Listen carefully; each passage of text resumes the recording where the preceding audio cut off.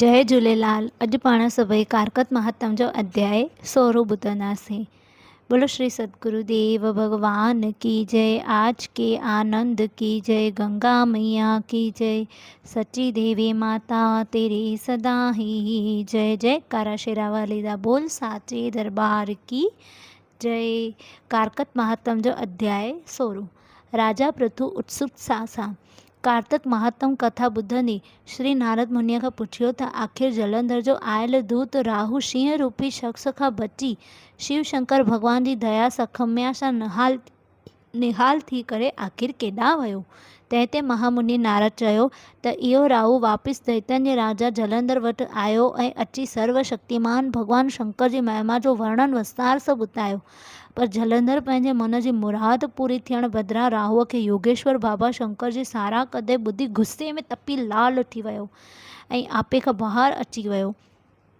होॾां प्रभु शंकर जी दया सां राहु भर भर शिव भगत नाले सां मशहूरु थी वियो। जलंधर पंहिंजे अपमान जो बदिलो वठण लाइ पंहिंजे सभिनी सेनाउनि खे तयारु करण में जुटी वियो। काल नेमी शुभ अशुभ शुभ राक्षस तयारु थियण लॻा। हिक ॿिए खां वधीक महाबली बलवान दैत्य करोड़नि जी तादाद में अची कठा थी विया। हुन रीत महाप्रतापी सिंधु पुत्र पंहिंजे सेनापतियूं ऐं उन्हनि जी फ़ौजनि सां गॾु युद्ध लाइ कूच करे छॾी। संदसि अॻियां महर्षि शुक्राचार्य ऐं छिनछुर राहु हली रहिया हुआ। ओचितो आकाश में ई बादल छाइजी विया ऐं तूफ़ान आयो। जॾहिं सभु जलंधर जो मुकुट अची धरतीअ ते हेठि किरी पियो। इहे सभु अफ़सण हुआ, अपशकुन हुआ। त बि हिन सेनाउनि खे अॻियां वधण लाइ चयो। होॾां देवताउनि जे राजा जलंधर जी फ़ौज खे ईंदो ॾिसी इंद्रपुरी छॾे सभु देवताऊं ऐं राजा इंद्र कैलाश पर्वत ते भॻवान शंकर जी शरण में अची विया। उन्हनि वेनती कई त संदसि महल जा गुण ॻाए भक्ति भाव सां खेसि रिझायो। भोलेनाथ संदसि भक्ति भाव ऐं श्रद्धा ॾिसी ॾाढो ख़ुशि थी वियो ऐं खेनि हाथत ॾिनई त अव्हां नगर में शहर में आराम थियो। सुर्ग चाहे इंद्रपुरी वारा सभु देवताउनि बि पिणु का चिंता न था कनि। मां देवताउनि जे राजा जलंधर खे ख़ुदि मारंदसि, भले हू भॻवान विष्णुअ जो सालो लक्ष्मी देव जो भाउ छो न हुजे। ज़ुल्म जो अंत थींदो ऐं जॾहिं ज़ालिम ख़तमु थींदो। हीअ पाण यकीन ॾियारियो त हिन खां पोइ न भॻवान विष्णु लक्ष्मी देवीअ ऐं ॿियनि देवताउनि खे दैत्य राज महाबली जलंधर जी ग़ुलामी न करणी पवंदी। विष्णु भॻवान पंहिंजे तरफ़ां हीअ सफ़ाई ॾिनी त मूं जलंधर खे न मारींदसि, छाकाणि त हू मुंहिंजी लक्ष्मीअ जो भाउ आहे।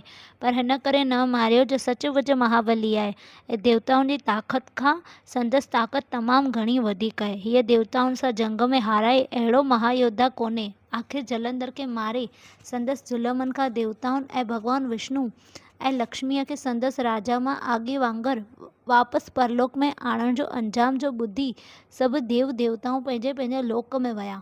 भॻवान शंकर ऐं दैत्यराज जलंधर जी फ़ौजनि में भयानक जंग थी वई। शंख घोड़ा हाथियुनि जी गज गोड़ मृदंग ऐं तलवारनि जे आवाज़ सां टई लोक पाताल आकाश ऐं धरती गुंजण लॻा। शिव भॻवान वटि नंदी बैल ऐं घण अंग फ़ौज तौरु हुआ। हिकु हिकु लखनि बराबरि हुआ। दुश्मन सेना वटि अनेक क़िस्म जा अस्त्र शस्त्र हुआ। महाभारी युद्ध थी रही हुई। मोहल सिपाही घोड़ा हाथ ढेरनि जे रूप में धरतीअ ते हुआ ऐं जीअं को पहाड़ हुजनि। गुरु शुक्राचार्य पंहिंजे मृत संजीवनी सां मुर्दनि में नओं साह विधो ऐं दुश्मन जी फ़ौजूं घटियुनि नज़र थे आयूं। इहो चमत्कारी करतब ॾिसी भॻवान विराट ऐं भयानक रूप आख्यातकार करे दुश्मन जी फ़ौजुनि जे साम्हूं आयो ऐं क्रोध विचां वात खोलियो त हुन मां हिकु निहायत भयानक काया निकिरी निर्वार थी वई, जंहिं युद्ध भूमीअ में वञी सभिनी दुश्मन जी सेनाउनि खे मौत जी निंड में सुम्हारे उन्हनि जी छावणीअ में हाहाकार मचाए छॾियो। दुश्मन जे लाशनि जे ढेर ते टुपा ॾींदा नचंदी हूअ गुरु शुक्राचार्य साम्हूं आई ऐं ॿिन्हिनि चंभनि खे खणी खेसि पंहिंजे पेट में घुम करे छॾियो। पोइ पाण बि अंतर्ध्यान थी वई। हूअ तूफ़ान वांगुरु आई ऐं दुश्मन सेना जो सफ़ायो करे गुम थी वई। गुरु शुक्राचार्य खे भॻवान शिव जी पैदा कयल राक्षसणीअ जे पेट में गुम थींदो ॾिसी सभिनी दैत्य सेनाउनि जा सिपाही पुछ पाए करे कार वांगुरु जंग जे मैदान मां भॼण लॻा। खेनि वापसि मोटी जंग जुटाइण लाइ शुभ ऐं अशुभ ऐं काल नेमी सेनापतियुनि काफ़ी हिमत ॾियारण जी कोशिशि कई, पर सभु व्यर्थ थी वई। आख़िर हिननि शिव भॻवान खे ख़ासि अंग साथी नंदी बैल, संदसि सुपुत्र थी गणेश ऐं कार्तिक बि हुआ, त हिन ते ज़ोरदार हमिलो कयो ऐं तीरनि जी बरसाति वरसंदी रही। हिन युद्ध जो कोई अंत ई नथो अचे। पर भॻवान शिव जे अंग साथी शुभ ऐं अशुभ ऐं कालनेमी ऐं महा असुर खे पंहिंजे तिरनि जी वर्खा सां वश में कयो ऐं ख़ुदि ऋषियुनि जे राजा जलंधर खे बि लाचार करे छॾियो। हिते कार्तिक महात्म जो अध्याय 16 समाप्त थियो। बोलो श्री सद्गुरुदेव भगवान की जय। कार्तिक महात्म की जय। आज के आनंद की जय। गंगा मैया की जय। आयो लाल सभई चओ झूलेलाल। बेड़ाई पार सदाई नाम में साकार। ओम नमः पार्वती पतये।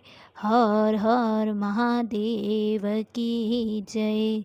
ओम शांति शांति शांति।